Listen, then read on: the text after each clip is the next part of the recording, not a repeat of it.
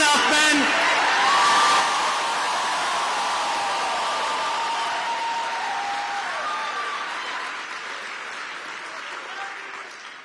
I love you. It's good to be home. Thank you, everyone, for coming tonight. About 1.5 years ago, my husband came home from work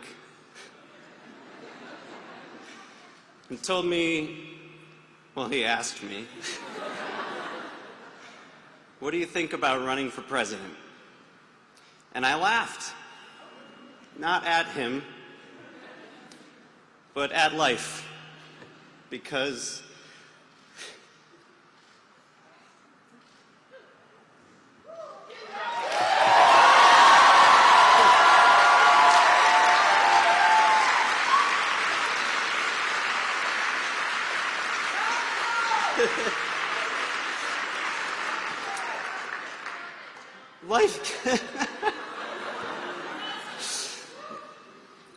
life gave me some interesting experiences on my way to find Pete. After falling in love with Pete, Pete got me to believe in myself again.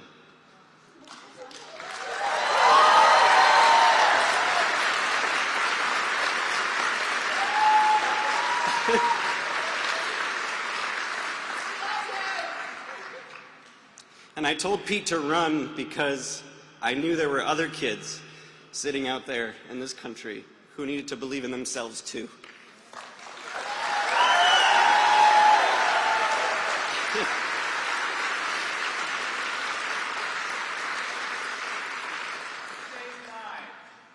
Yes, we did. Together, we did. This campaign was built on an idea of hope, an idea of inclusion, an idea of addition rather than subtraction, about bringing people together, about looking your neighbor in the eye and saying, maybe we don't agree on everything, but let's agree on this. We've got one shot, and that's what we did. We went out there with that one shot, and we gave it everything we had, because it is time for every single person in this country to look to the White House and know that that institution stands for them, that they belong in this country.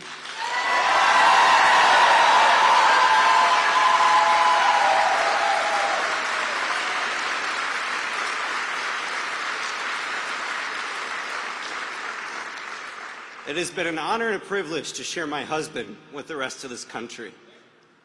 You're so welcome.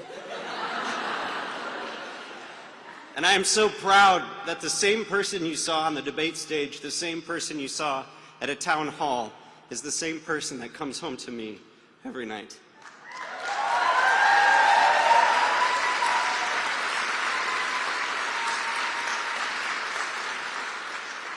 For those of you who know me, you know I'm usually not short with words, but tonight I will be. It's an honor to come home and to bring home the person I love so dearly. So please help me welcome to the stage my dear husband, the man I love so much, Mayor Pete Buttigieg.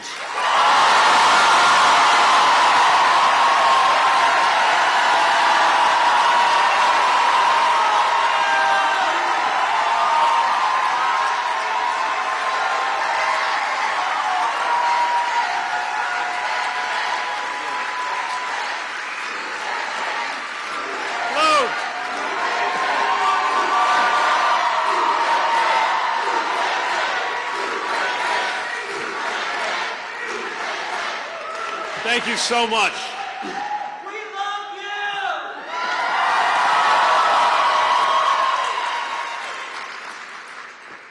you! It's so good to be in South Bend.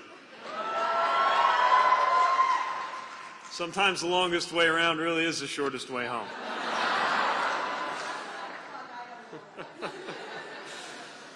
Here we are. In the last few years, America has faced enormous challenges, from an economy in transition to a climate on the brink, to a president sowing chaos and discord across the very country he is responsible for uniting. And for many Americans, these challenges have amounted to a call to action. And so, like so many others, I thought deeply about what I could do to make a difference, what I could do to make myself useful. And it was in that spirit, with your help, that a year ago we launched our campaign for the American presidency. We began this unlikely journey with a staff of 4 in a cramped office right here in South Bend, Indiana, right down Washington Street. No big email lists, no personal fortune. Hardly anybody knew my name, and even fewer could pronounce it. But South Bend showed everybody what to do. First name Mayor, last name Pete, so nobody got confused.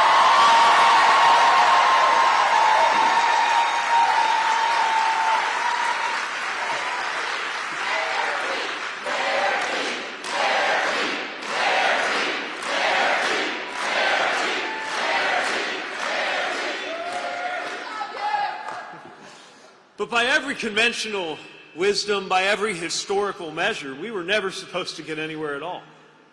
And then, as I said, that roller coaster February night a few weeks ago when Iowa shocked the nation, along that way, an improbable hope became an undeniable reality.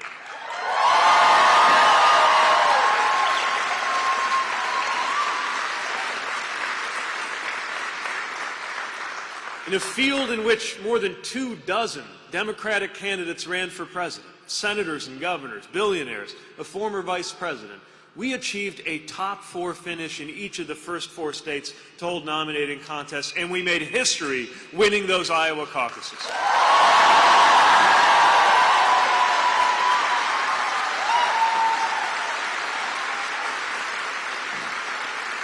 And all of that, it came about thanks to your support.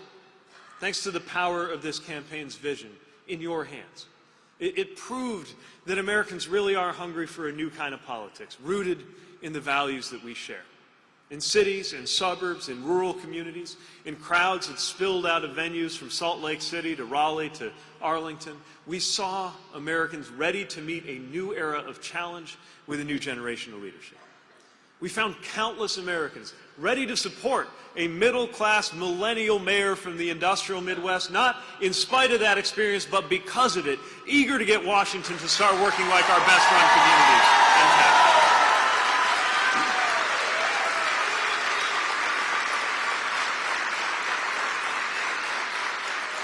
towns. In a divided nation, we saw fellow Democrats join with independents, and yes, some of those future former Republicans, to choose a different politics. To choose a politics defined not by who we push away, but by how many we can call to our side.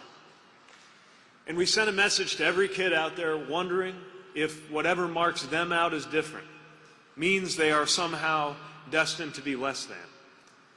To see that someone who once felt that exact same way can become a leading American presidential candidate with his husband at his side.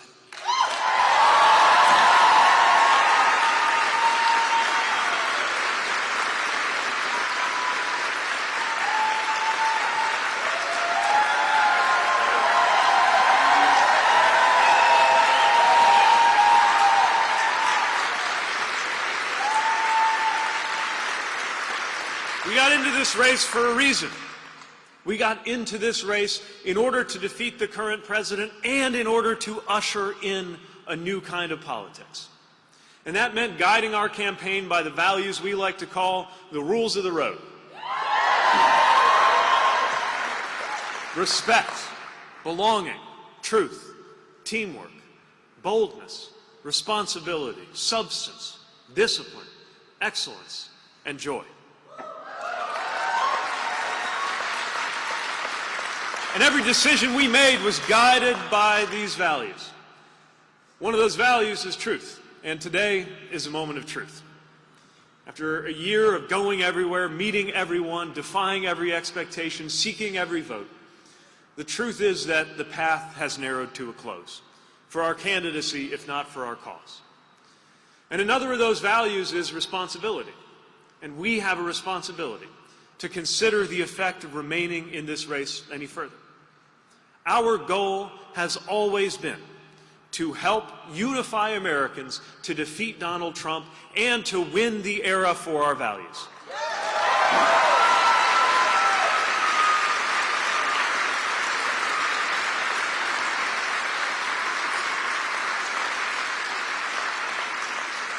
And so we must recognize that at this point in the race, the best way to keep faith with those goals and ideals is to step aside and help bring our party and our country together.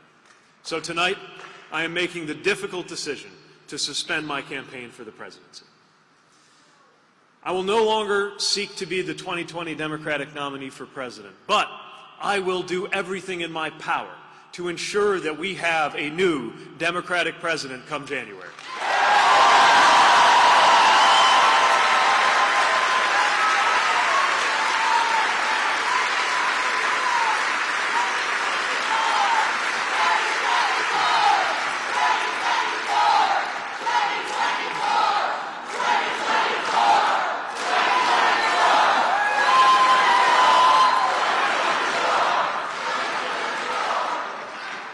We have to, because every time this president brings partisan politics into the management of a deadly serious pandemic, or purges officials who honored their oaths of office by telling the truth, or cloaks in religious language an administration whose actions harm the least among us, the sick and the poor, the outcast and the stranger, we are reminded just how urgent it is that we change who is in the White House. We cannot afford to miss this moment.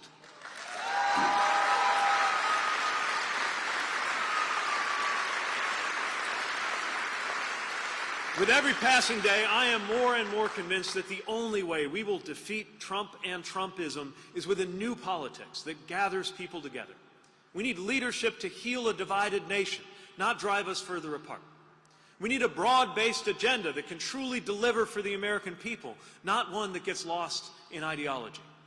We need an approach strong enough not only to win the White House, but to hold the House, win the Senate, and send Mitch McConnell into retirement.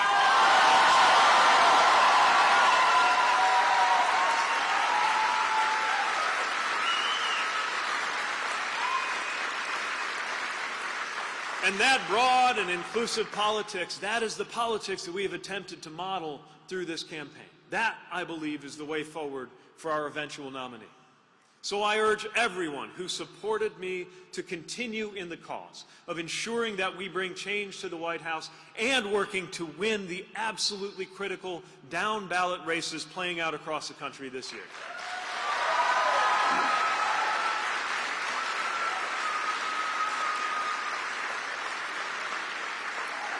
There is simply too much at stake to retreat to the sidelines at a time like this.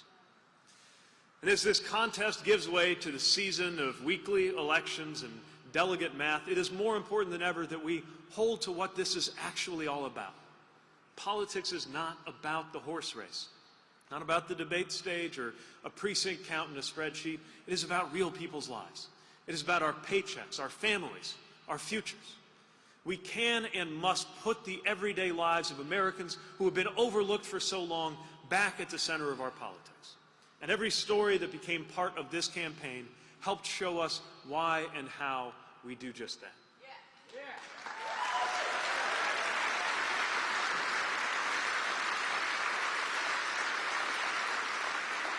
Now, politics is about people, and that is especially true of the people who touch this campaign. To my competitors in a historically diverse field, those who have stepped aside and those still competing, thank you for demonstrating what public service can be.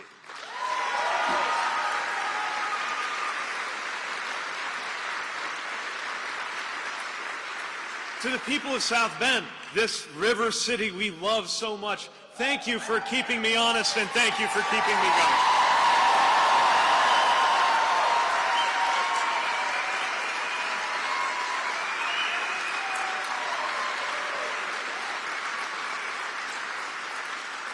And to our Pete for America family, I cannot express how grateful I am to every staffer, every volunteer, every supporter who believed in what we were building.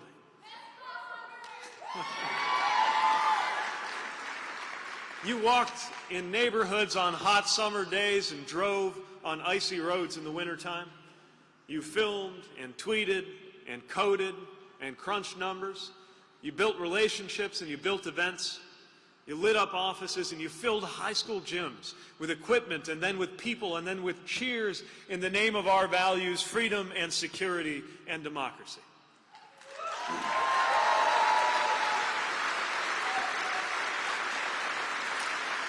our contributors.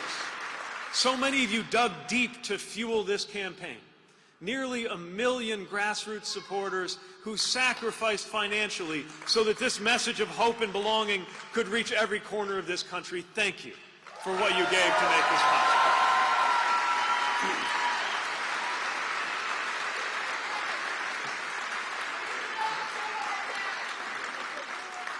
Online, in person, with family and with friends and with total strangers, you shared your personal stories and you made the life of this campaign part of your own. What you did and the way you did it was how we could show, not just tell, the kind of campaign we could be and the kind of country we will build. You made me proud every single day.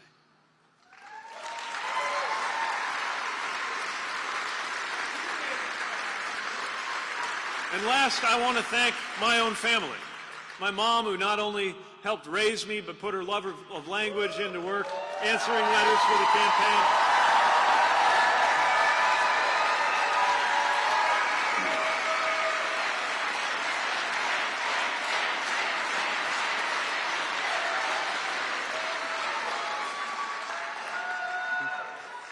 My father, who left us just as this was all getting underway, but who's very much here and part of this effort.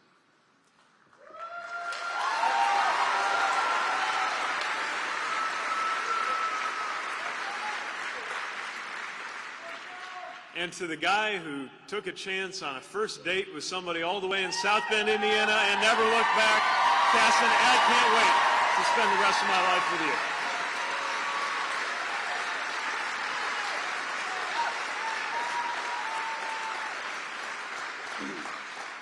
I know that as this campaign ends, there comes disappointment that we won't continue. But I hope that everyone who has been part of this in any way knows that the campaign that you have built and the community that you have created is only the beginning of the change that we are going to make together.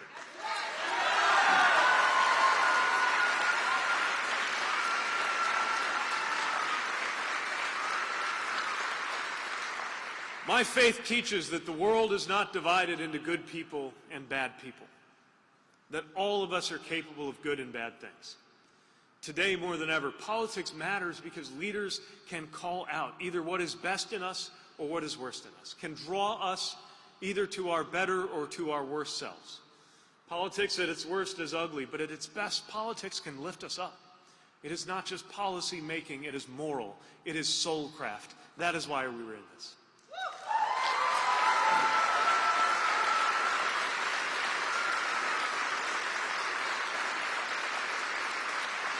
Earlier today, we were in Selma, marching in commemoration of the Civil Rights Movement on the Edmund Pettus Bridge, where I was humbled to walk in the symbolic and the literal shadows of heroes who 55 years ago made America more of a democracy than it had ever been by their blood and by their courage. And seeing those moral giants made me ask what we might achieve in the years now at hand, how we might live up to the greatest moral traditions of political change in this country. It made me wonder how the 2020s will be remembered when I am an old man. I firmly believe that in these years, in our time, we can and will make American life and politics more like what it could be. Not just more wise and more prosperous, but more equitable and more just and more decent.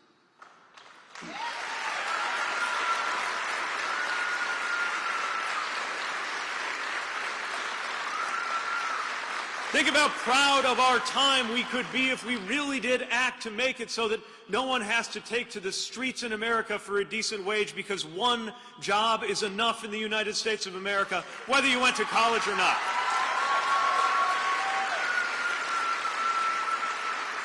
Imagine how proud we would be to be the generation that saw the day when your race has no bearing on your health or your wealth or your relationship with law enforcement in the United States. What if we could be the ones to deliver the day when our teachers are honored a little more like soldiers and paid a little more like doctors? What if we were the ones who rallied this nation to see to it that climate would be no barrier to our children's opportunities in life? The chance to do that is in our hands. That is the hope in our hearts. That is the fire in our bellies. That is the future we believe in. A country that really does empower every American to thrive, and a future where everyone belongs. Thank you for sharing that vision. Thank you for helping us spread that hope. Thank you so much. Let's move on together. Thank you. Thank you. Thank you.